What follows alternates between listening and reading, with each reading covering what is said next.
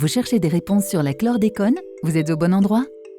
Ce web documentaire de 10 chapitres vous propose un état des lieux des recherches menées sur la pollution à la chlordécone et de l'accompagnement des professionnels et des autoconsommateurs pour réduire l'exposition de la population à la chlordécone. Le troisième plan de lutte contre la pollution par la chlordécone en Martinique et en Guadeloupe s'étend sur une période de 7 ans, soit de 2014 à 2020. Il s'inscrit dans la continuité des deux précédents plans et poursuit les actions engagées sur 3 axes. L'amélioration des connaissances sur la chlordécone par la recherche, le renforcement de la protection de la population, l'accompagnement des professionnels impactés. Premier champ d'intervention du plan chlordécone 3, la recherche.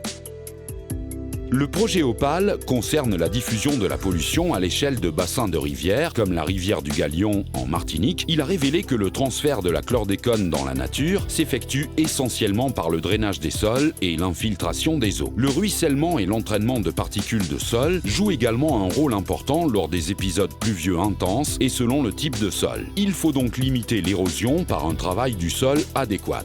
Le bassin versant du Galion est un site expérimental équipé pour suivre ces phénomènes. Le projet INSICA concernera la maîtrise des mécanismes de contamination et de décontamination des animaux de façon à définir les bonnes pratiques d'élevage. Il a montré que les animaux se contaminaient surtout par l'ingestion de sols contaminés, mais que toutes les espèces pouvaient se décontaminer rapidement. Les travaux en cours visent à prévenir la contamination par des analyses de sang permettant d'une part d'assurer l'abattage uniquement d'animaux conformes et d'autre part, de réaliser le diagnostic de contamination globale d'un troupeau et le suivi des actions de décontamination à mettre en œuvre. Le projet Cloant a pour objectif d'améliorer la compréhension de la contamination du milieu marin. Comment la molécule est transférée du milieu terrestre vers le milieu marin, puis au sein de la chaîne alimentaire?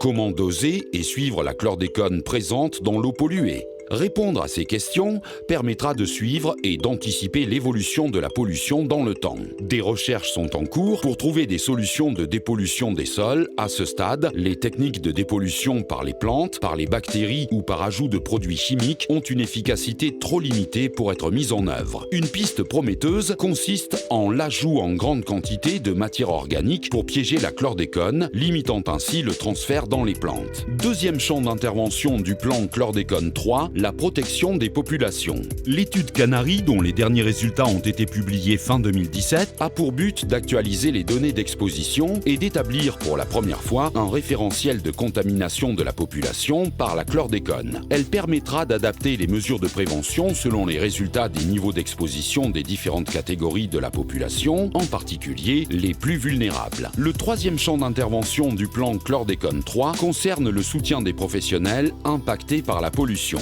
Une plateforme d'accompagnement individuel des marins impactés par la fermeture de plusieurs zones de pêche est en place depuis mi-2015. Elle les aide à établir un diagnostic précis de leur situation socio-économique et à élaborer un projet d'adaptation d'activité sur mesure. Un dispositif d'aide sociale au départ à la retraite est également proposé aux marins âgés, plus fragiles.